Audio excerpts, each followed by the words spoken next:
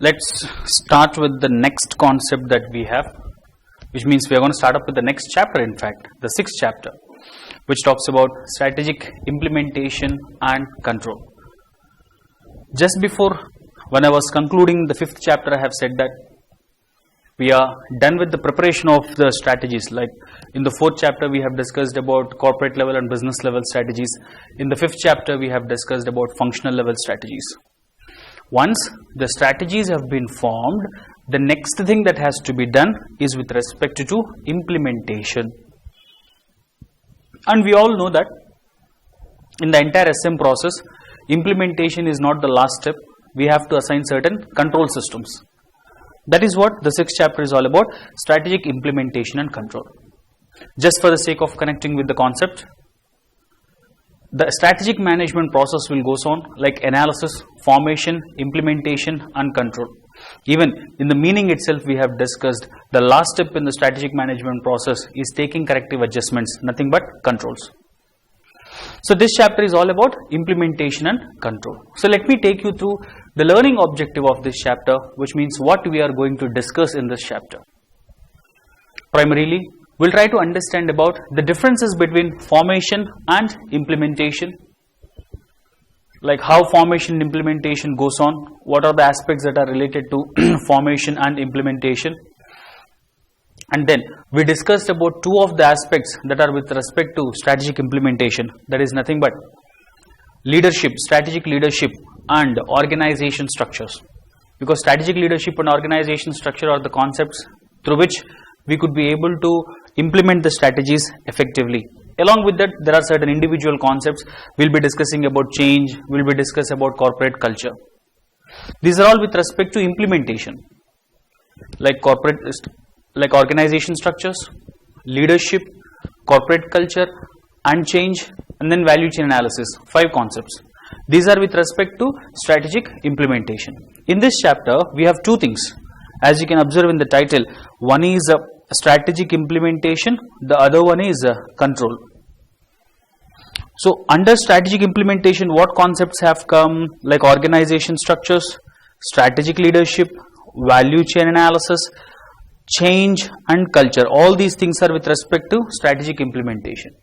And the second half that we have is control. We'll discuss about what is control, different types of controls and strategic controls. So this is what the learning objective of this chapter. So we have to understand initially what is the difference between strategic formation and strategic implementation. First, I will take you through the differences between strategic formation and strategic implementation.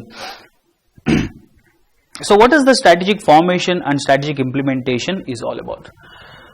So our first concept in this chapter that we are going to discuss is with respect to strategic formation and strategic implementation. Let's see what are the content that comes in this.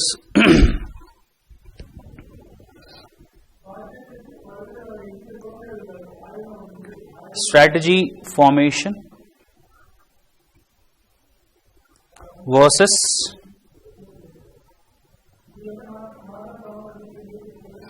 strategy implementation.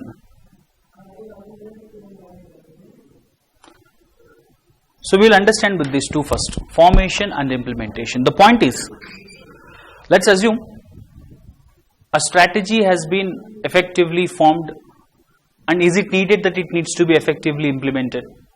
And what is the exact relationship that exists between formation and implementation? That is going to be our first concept, to understand the differences between strategic formation and implementation. We will get to know. To understand this, I can put this concept and I can simplify this concept by putting 4 conditions in front of you. We'll try to understand the 4 conditions. Under these 4 conditions, we can come to know the relationship between formation and implementation. Condition 1. A company have designed a good strategy, but whereas the company is not successful in implementing that strategy effectively, which means formation is good, implementation is not good. Under these conditions, can the company reach its goal? Then the obvious answer is no. Formation is good, implementation is not good. A good strategy is created, but implementation is not that effective. Under these conditions, we can say that company cannot reach the goals. Then what has to be done?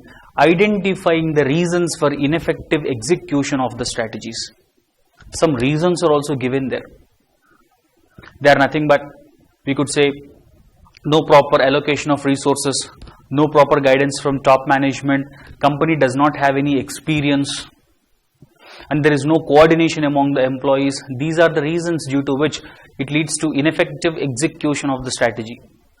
Company needs to identify the reason and should take necessary adjustments. So this is the first case. Formation is good, implementation is not good. In this case, company will not reach the goal. On that case, what company have to do? Identify the reasons for ineffective execution of the strategies. I have given you the reasons also. No proper support from top management, lack of resources, lack of experience, lack of coordination. All these are the reasons that may lead to ineffective execution of the strategies. Then company have to identify what is the reason, and then it needs to take some corrective adjustments. This is the first situation. Second situation, whereas strategic formation is not good, but implementation is good. Opposite for the first situation. Formation is not good, implementation is very good, which means a useless strategy, but employees are showing excellent implementation skills. The strategy is of no use, it's a useless strategy. Strategy is not productive one, but employees are showing excellent implementation skills. Will it be of any use? Answer is no. Because even if you implement an ineffective strategy effectively, you will not reach your goal. Here what has to be done? Restructuring the strategy, because problem is not with the implementation, problem is with the strategy itself. On that case, you have to restructure the entire strategy. This is the second case. Third case, both are good. Now I say this is the perfect situation where the company can reach the goal. Formation is good, implementation is good. This is the situation where company have to maintain every time so that it can reach the desired result that it wish to reach. Last combination left, you can predict both are not good. Formation is not good, implementation is not good. This is the situation where companies will close down. Even in any one case, formation and implementation, if it is not good, they can take corrective adjustment and they can reach the goal. When both are not good, it becomes difficult for the company to reach their goal. So this is the situation where companies have to work effectively to adjust the both things. Now what is this four situations are trying to prove? Once again, the four situation. Formation is not good, implementation is good. Then the first case. Formation is good, implementation is not good. Here identifying the reasons for ineffective implementation. Second one is formation is not good, but implementation is good. Restructuring the strategy. Third, both are good. Fourth, both are bad. These four situations are trying to convey that they both are dependent on one another. Strategic formation and strategic implementation are dependent on one another. They both are interconnected. The theory that I have explained you now, the situations that I have explained you now, we will try to put it in a simple diagrammatic way to understand, like how it goes. If we have to put that into a small diagram to understand the concept, like on one axis, let's take, as per stated in the diagram, on one axis we can take strategic formation, on the other axis we will take strategic implementation, and we will discuss the four situations. Strategic formation and strategic implementation, and the four situations says that when it comes to strategic implementation, weak and excellent, formation sound and flawed. Here I will just simplify the content. A, B, C, D. The four situations that I have said will come here now. First, let's talk about square A. What is happening in square A? Strategic formation is sound, but implementation is weak. What company have to do here? Identify the reasons for ineffective implementation. Reasons also I have provided: lack of support from top management, lack of resources, lack of experience, company is new, or lack of coordination. If a company found itself in square A, then they have to identify the reasons for ineffective execution of the strategies. Next square, let's talk about square C. What is happening in square C? Strategic formation is flawed, useless strategy, but implementation is weak. So let's not talk about square C, let's talk about square B. Or let's talk about square D, the second situation. That's what I said. Strategic formation is flawed, but implementation is excellent. It's better to understand D now. Strategic formation is flawed, useless strategy, but implementation is excellent. A useless strategy, employees are trying to show excellent implementation skills. What the company have to do if it found in square D? Restructuring the strategy. The company have to restructure the entire strategy. That is about square D. The third thing that I have said, both are good. What is both are good? Square B. Formation is sound, implementation is excellent. And square C, both are not good. Formation is flawed, implementation is weak.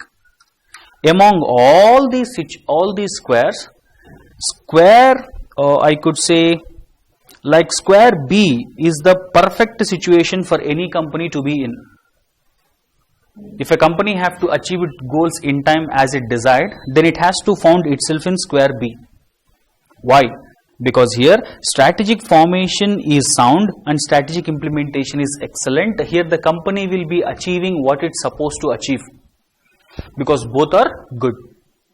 And which situation company should try to avoid? So company should try to avoid square C. Why? Here strategic formation is flawed, strategic implementation is weak, both are not good. So a company should try to avoid square C and company should try to be in square B. So this simple matrix is trying to explain us about the relationship between strategic formation and implementation. It also proves that they both are connected to one another, they both are dependent on one another. It's not just enough for the company to good in either of these things. The company has to be good in both of these things. Either formation, either implementation. It is not sufficient to be good in only one thing. As a company, if you have to reach the goal, you have to be good in both the things. So that is about the first concept, which explains about strategic formation and implementation. I will just take you through the same thing in the material that we have, the 4 squares, the matrix, and discussed about the 4 square A, B, C, D. So it says that square B is the ideal situation that a company has to be in, and then square C is the situation where company hasn't succeeded in coming up with. So here company has to change its entire structures. Square A. So here you can see various factors such as lack of experience, lack of resources, missing leadership. These are the reasons why ineffective implementation takes place. If any question has been asked with respect to differences, interrelationship between formation and implementation, then what you have to do, you have to draw this outline. After drawing this outline, explain about the 4 squares. Just now as I have explained, square B, A, D and C. This is how you have to answer this question if it has been asked with respect to interrelationship between formation and implementation. Let us quickly understand the differences between these two. There are certain differences I have given here. Not all the differences are needed. According to our board, it is enough to study the first 5 differences. You have to pay attention towards the first 5 differences. These are the things which are available in the board material. Rest of the 3 just for conceptual learning, they have been given over there. How the differences says? Strategic formation, what it says? Position force before the action, and implementation says managing the force during the action. If you logically check, while you are preparing the strategy, you won't do any sort of implementation. You are just preparing yourself to implement the strategy. That's why what formation says? Positioning yourself before you perform any action. Positioning force before the action, before you perform any kind of action. When you position yourself, it is called as formation. But what happens in implementation? In implementation, you will exactly implement. Actions will be performed in implementation. You will prepare yourself to perform the action in formation. That's why implementation says, here the term says, managing forces during the action. You are performing action in implementation. In formation, you are not going to perform any action. You are preparing yourself to perform that action. That's the first point. Positioning force before the action is formation. Managing the force during the action is implementation. Second point. Formation focuses upon effectiveness. Implementation focus upon efficiency. I am not going to talk about effectiveness and efficiency as of now, because our very next concept is all about efficiency and effectiveness. That I will explain about efficiency and effectiveness. As of now, I am not going to talk anything about that. Efficiency and effectiveness. Next thing, third point, strategic formation. It's an intellectual process, whereas implementation is an operational process. While you prepare the strategies, you need to think about all the conditions, and accordingly you should prepare your strategies, which means preparation need thinking process. That's why it is called as intellectual process. While you are preparing, you have to think so many things, and you have to keep so many things in the consideration, and logically thinking you will establish a particular plan. So that's why formation is an intellectual process. When it comes to implementation, it is an operational process. Top level have already thought and they have created a plan. Middle and lower level people, while they are executing, again they don't need to think. Simply they are putting into the practice. The guy who have designed the plan, he already thought about it. His intellectual process have been used and he created it. Now while executing, again you don't need to think or you don't need to use your brain. Whatever the top level have said, put it into practice. Operational thing. Activities have to be performed. That's why formation is an intellectual process. Implementation is an operational process. Next, formation. It requires good intuitive and analytical skills. While you are preparing your strategies, you need to have good analytical skills, thinking process, intuitive skills are needed. But for implementation, you need to have motivation and leadership skills. While you are forming the strategy, you have to think, you have to consider so many aspects into consideration. For that I am saying it's a thinking process. While forming the strategies, you need to have good intuitive and analytical skills. Whereas when you go for implementation, again you don't need to think to implement the strategies. There leadership and motivational skills are needed, where you are trying to motivate your subordinates and followers so that effectively they can implement the strategies. That's what the point says. Formation requires intuitive and analytical skills, whereas implementation requires motivation and leadership skills. Fifth point. Strategic formation requires coordination among few individuals, whereas implementation requires coordination among many individuals. Why? If you have to form the strategies, it is enough to have coordination among few individuals, but you have to implement the strategies, you need to have coordination among many individuals. Why? Because formation has been done by the top management. Implementation has been done by middle and lower level management. So in top management, usually we have a number of people are very less. CEO, board of directors, managing directors, only few people. It's enough to have coordination among those people to effectively form the strategies. But the same, if you have to go for implementation, then it requires coordination among many individuals, because implementation takes place between middle and lower level people, where the amount of employees will be very high. That's why formation, it's enough to have coordination among few individuals. Implementation, like the coordination has to be among many individuals. So these 5 points are enough. We don't, with respect to differences, you don't need to go for the rest of the points. This is about strategic formation and implementation, interrelationship and differences. In this, I haven't explained a particular point, which I haven't explained about effectiveness and efficiency. Let's understand about these two things now. Efficiency and effectiveness, what does it mean? That is going to be our next concept to understand about efficiency and effectiveness. Let's try to understand what is this efficiency and effectiveness is all about. Okay. So our next concept is going to be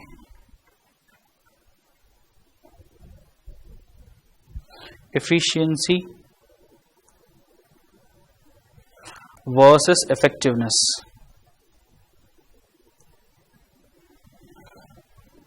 So let's try to understand what is this efficiency and effectiveness. It can be studied by two ways, because if you observe the previous differences that I have said, strategic formation is effectiveness, implementation is efficiency. What does it mean?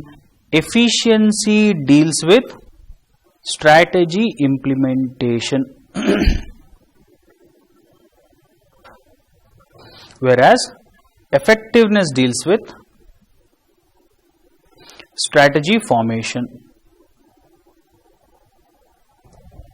It is not at all a new concept. Formation and implementation, the things which we have previously discussed, I am trying to connect these two things with efficiency and effectiveness. Now, individually we should understand the meaning of these two things, efficiency and effectiveness. Efficiency stands for doing the things in the right way. Effectiveness stands for doing the right things. Like there is a small difference, doing the right things, doing the things right.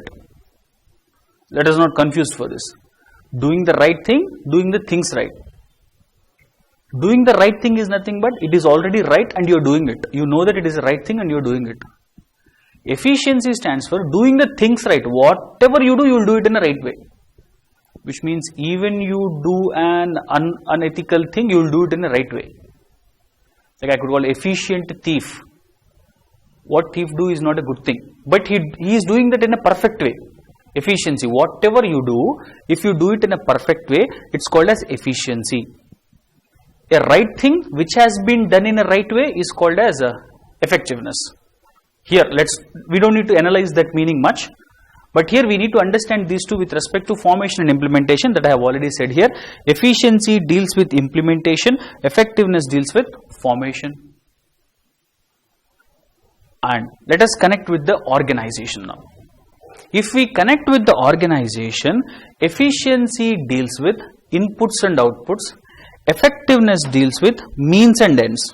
Just let's check with that here. Yes, efficiency deals with inputs and outputs, effectiveness deals with means and ends. What does it mean? Inputs and outputs, raw material and finished goods. The raw material and finished goods have to be efficient. Means and end is nothing but goal. Means stands for ways to reach the goal. Your goals and ways have to be effective. When you are setting a goal, your goal have to be effective. With respect to inputs and outputs, they have to be efficient. With respect to organization, this is how we can understand about efficiency and effectiveness. Let's understand with a small matrix, like how I have drawn a small matrix for strategic formation and implementation. In the same way, we can draw a small matrix even for efficiency and effectiveness. The concept remains as same. The concept will remain as same. So here, let's take effective and ineffective. Here, efficient, inefficient. So here I have said efficiency deals with strategic implementation. So this axis is with respect to strategic implementation. Effectiveness deals with strategic formation. Same thing, strategic formation and strategic implementation, but with a minute difference. We are trying to understand these things with a minute difference. So what is that? Let's understand. Here I will talk about 4 squares, square 1, 2, 3 and 4 squares. So what is square 1 talks about? Square 1 talks about strategic formation is effective, strategic implementation is efficient, which means both are good. This thing we have already discussed previously, formation and implementation, where the both things are good. Here companies will thrive. Nothing but thriving is nothing but developing, growing. When the company found itself where strategic formation and strategic implementation both are effective and efficient, the companies can thrive, they can grow and develop. There is a first case. We have already discussed that in formation and implementation. So let's talk about square 2. What is happening in square 2? Strategic formation is ineffective, but strategic implementation is efficient. So instead of square 2, let's talk about square 3. First I will talk about square 3. What is happening in square 3?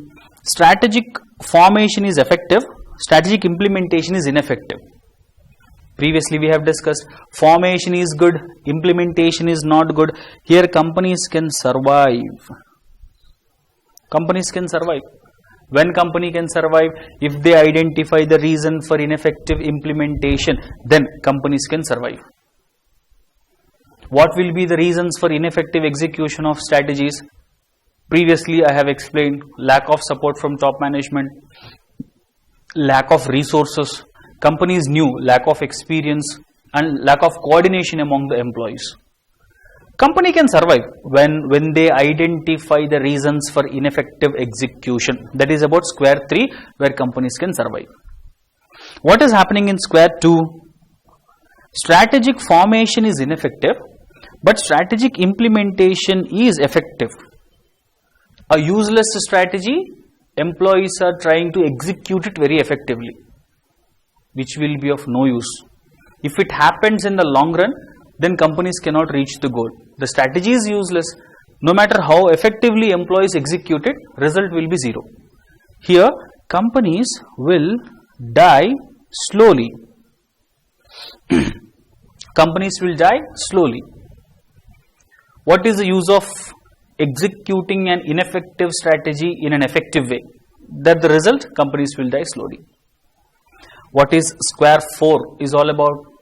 Formation is ineffective, implementation is inefficient.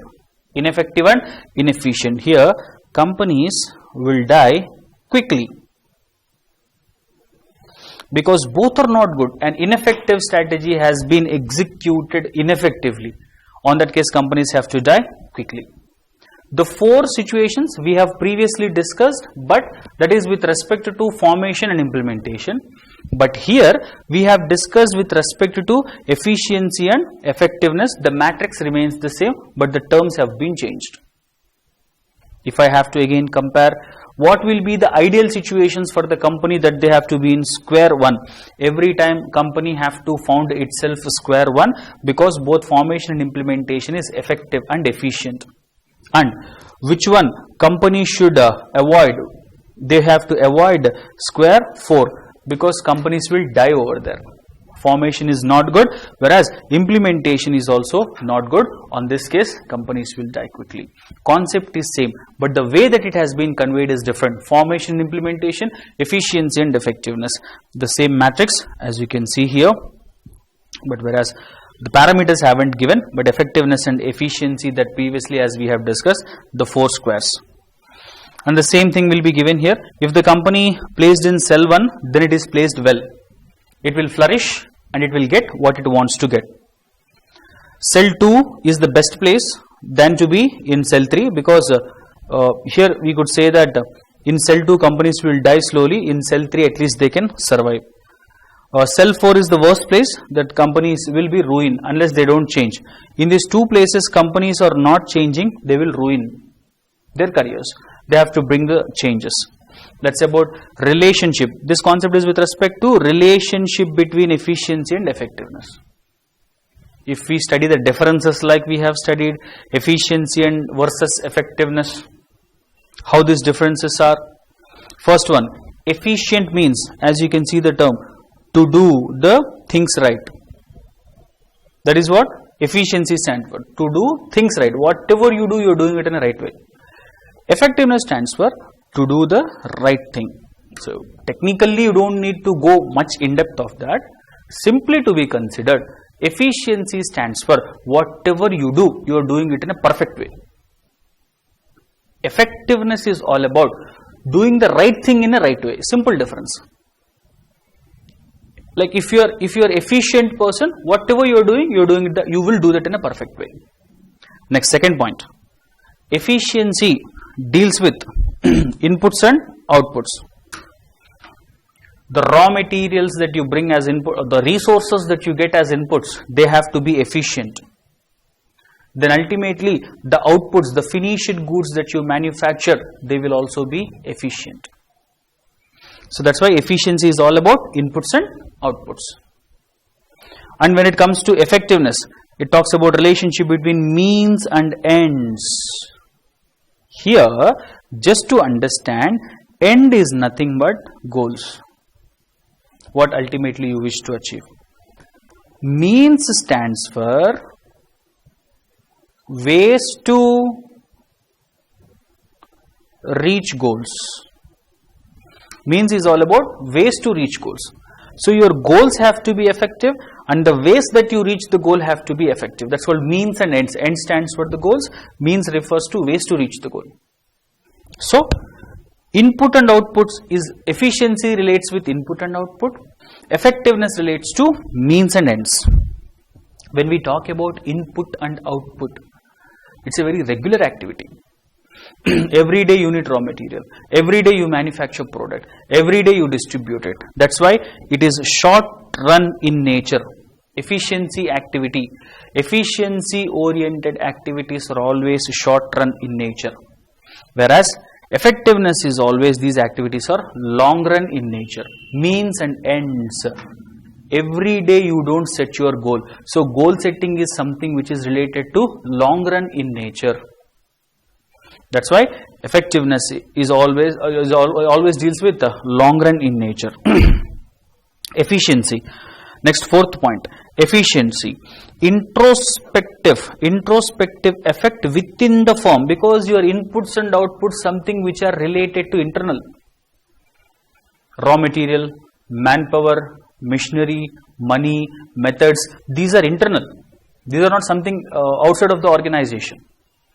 That's why the impact is introspective, internal impact.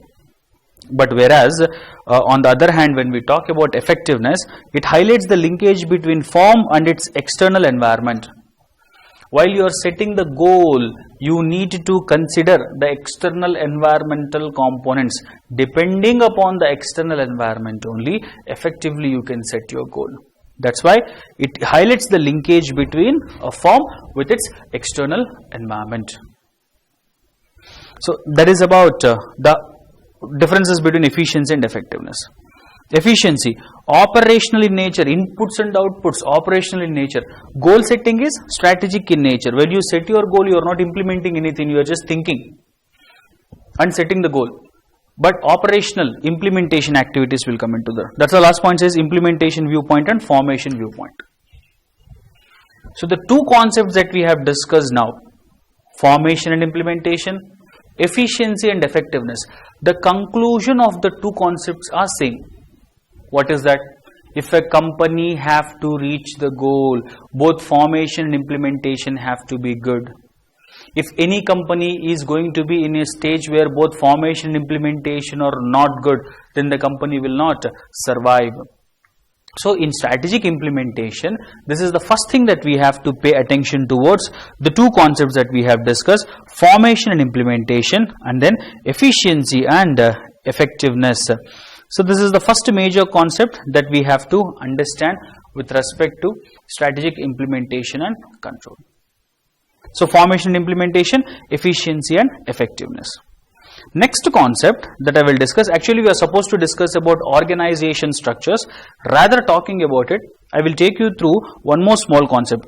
Like afterwards we'll discuss about organization structures. Here there are two small concepts that theoretically we can understand. I will talk about those concepts now, and then we can go for organization structures. So the concept that I will be explaining you now, yes, here we got. The name of the concept is actually three things are there: CC, CA and VCA. Nothing but core competencies, competitive advantages and value chain analysis. So I will talk about core competencies and competitive advantages now. So what are core competencies and what is competitive advantage?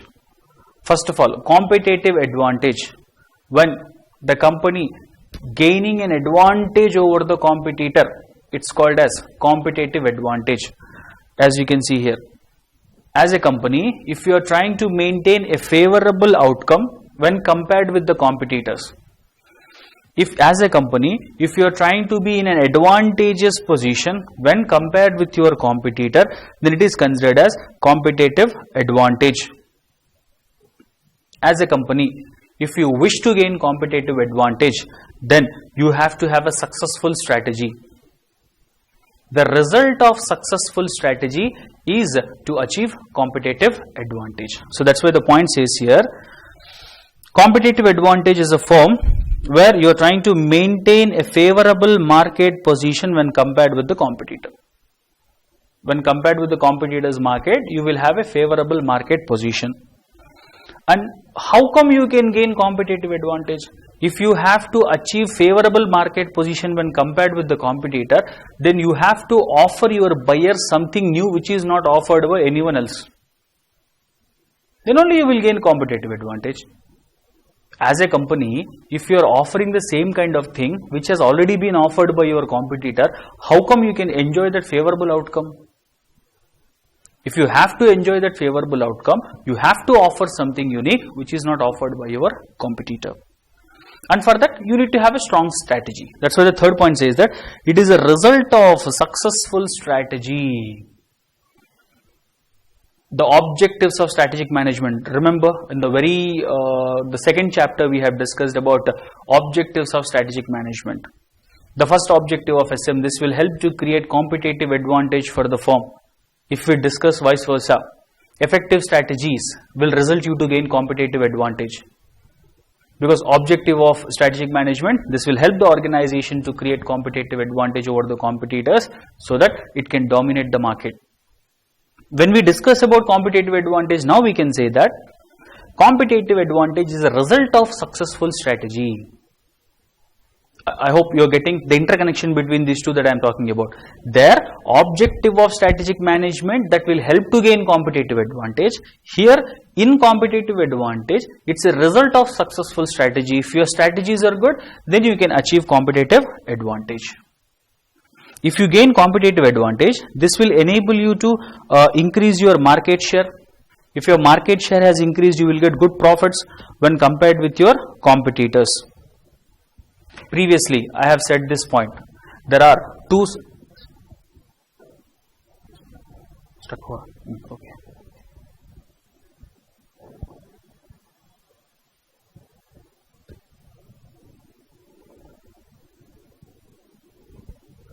Okay. Previously, I have explained this thing for you people is that there are two certain ways of gaining competitive advantage. Like when I was talking about corporate level strategies, I have said there are two certain ways of gaining competitive. Even in the last chapter when I was talking about HR also I have said this thing in HR strategy. What are the two certain ways of gaining competitive advantage? One, either you have to be low cost producer in the market. Second, you have to be unique in the industry. If you develop the product for low cost, then you can gain competitive advantage, or if you are trying to be unique in the industry, even then also you can gain competitive advantage. That is the last point says. Competitive advantage can be low cost leadership. Try to develop the product for low cost when compared with your competitors. Next one, or being unique in the industry. These are the two certain ways by which you can gain competitive advantage. So this is what the meaning of competitive advantage. There is one more small concept that we have. I'll explain about that. Core competencies. Yes, as you can see here. These are small concepts. That's why I'm explaining these concepts now, and then we can go with organization structures and VCA. Core competencies. In order to achieve competitive advantage, you have to offer your buyer something new which is not offered by any of your competitor, isn't it? So that is called core competencies. Listen very carefully. What are core competencies? A unique strength of a company which cannot be shared by others. As a company, the uniqueness that you have developed which cannot be shared by others is considered as core competencies. Many of the companies nowadays in the present corporate environment where there is a high intensity of competition prevail in the market, in this intensified competition, if you have to prove yourself, you have to offer the buyer something which is not offered by your competitor. So you have to be something unique. Many companies are doing that. A minute uniqueness is also enough. It's not that you have to do out and out unique things in the market. You just have to differentiate yourself from the competitor. Otherwise, why would a customer choose to buy your product when rest of the competitors are also offering the same kind of product? If you have to grab the attention of the buyer in the market, try to offer him something unique which is not offered by any of the players in the market. So, creating that uniqueness is technically called as core competencies. That's why the meaning I am saying is that a unique feature developed by the company which cannot be shared by others. A uniqueness developed by the company which cannot be shared by others. That is the very first point says. Core competency. Unique strength of an organization which may not be shared by others. As a company, you have developed something unique which is not available with any of the player in the market.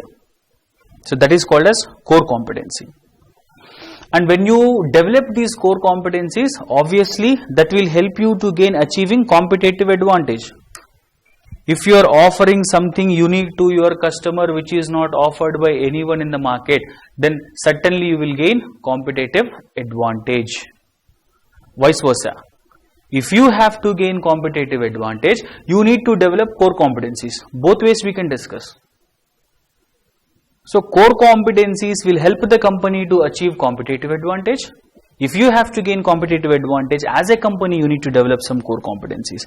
Meaning is very important. Core competency is nothing but a unique skill of a company, a unique feature of a company that cannot be shared by any others in the market.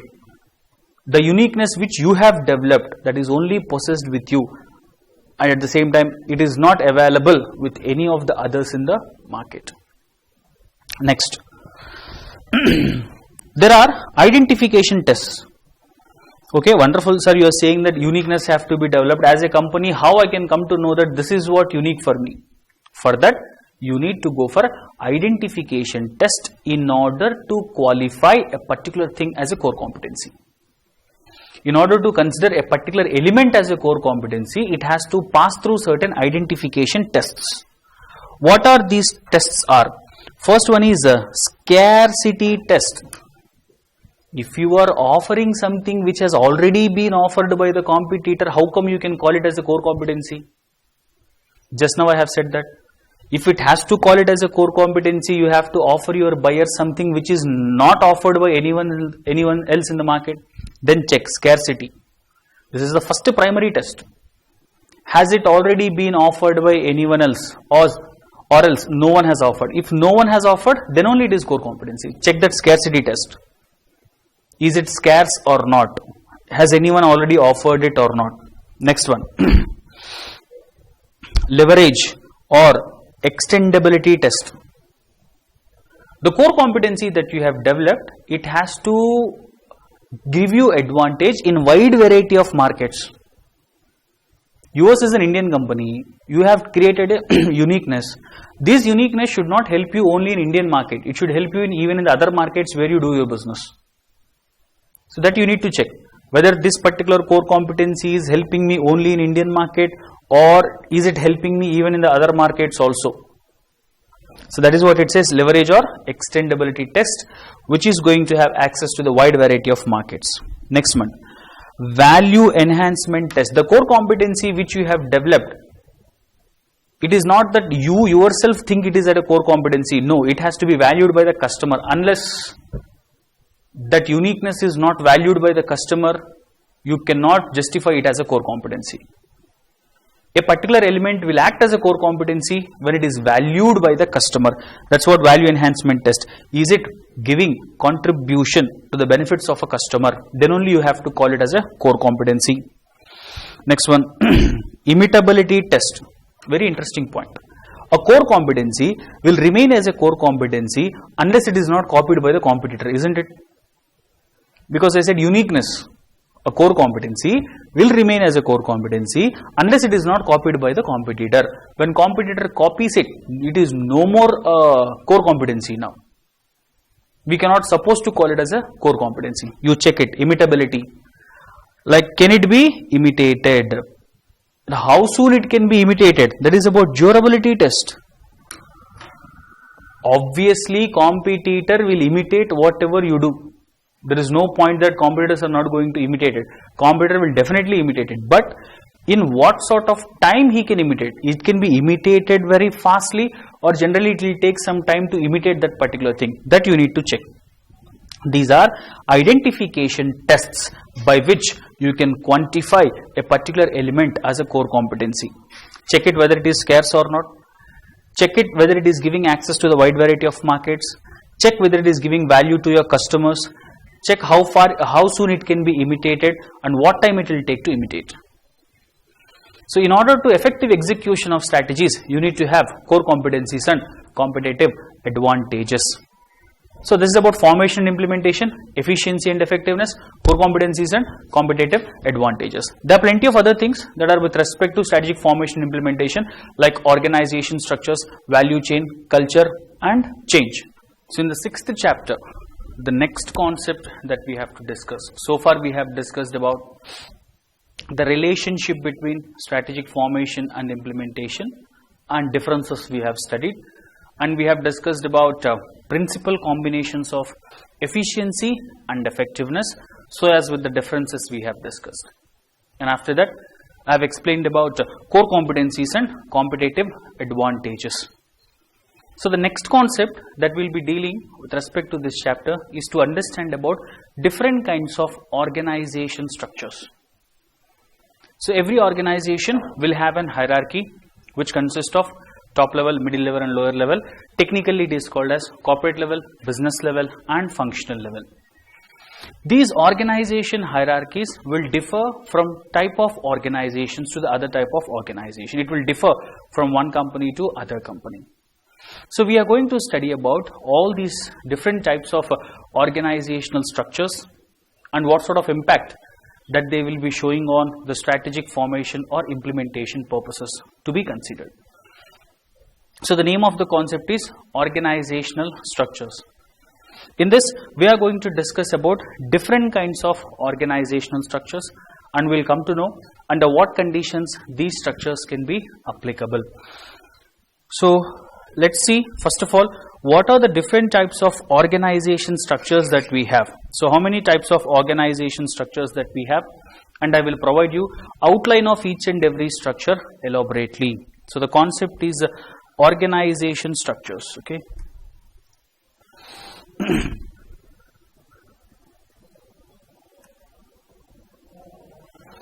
Organizational structures.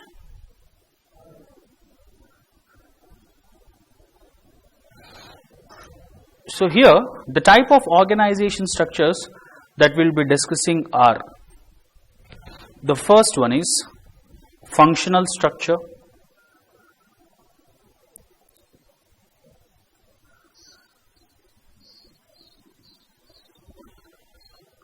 The next one that we have is divisional structure.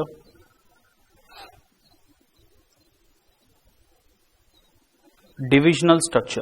This is otherwise can be called as M-form structure. Next one is SBU structure, and then matrix structure. After that, network structure, and the last one is hourglass structure. So these are different types of organization structures we are going to study. Before this, I have to make a point. Whenever there is a change in the organization strategy, that will leads to the change of organization structure. Whenever a company tends to change its strategy, then structures have to be changed. So in that case, we can say that structures depend upon the strategy. Whenever there is a change in the strategy, organization structures have to be changed. In this, among all these organization structures, we will try to understand what are these structures are all about, and how and when these structures can be designed by the companies. In a very simple way, I will try to put the content in front of you so that very easily you can understand about it. So here, the revision of all the concepts have to be simplified in a way that you can understand it in an effective way. That I will do it now. So the first one, like that statement that I have said, whenever there is a change in the strategy, organization structures tend to change. So on that phenomenon, here all these structures will change whenever there is a change in the strategy in the organization. Whenever company have decided to bring some changes, so then certainly that will lead to change in the structure of the organization. Let's see how these structures can be designed whenever there is a change in the strategy. So let me draw some outlines to ensure that you can understand these organization hierarchies in an effective way. So the first one is a functional structure.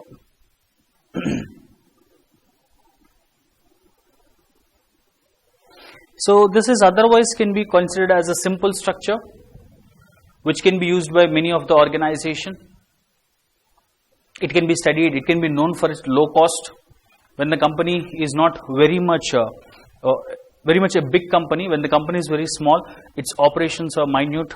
On that case, these kind of structures will be useful. So what happens in this structure? In the functional structure, initially as a company, we are going to have, just for the sake of outline, I am trying to draw this.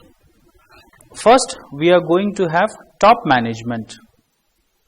Top management. So nothing but the head of the organization can be considered as, let us simplify this.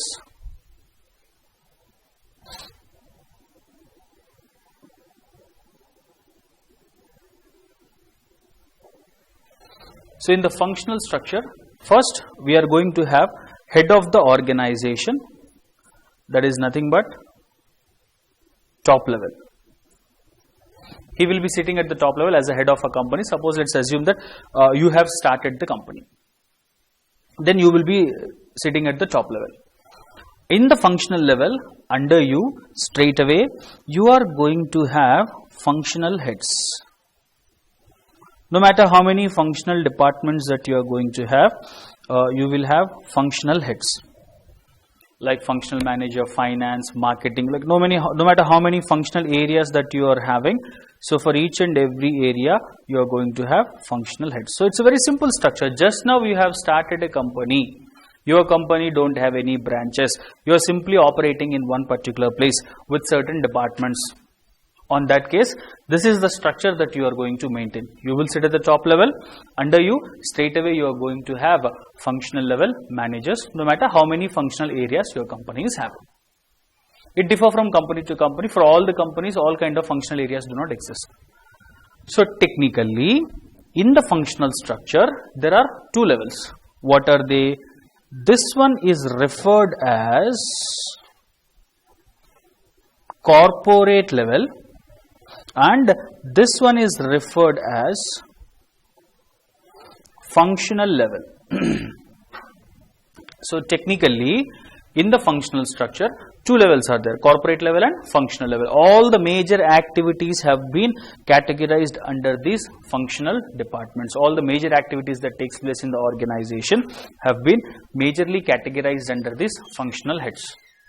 So this is about the simple structure. Known for its low cost, quick decision making will be possible, effective to establish a small kind of companies.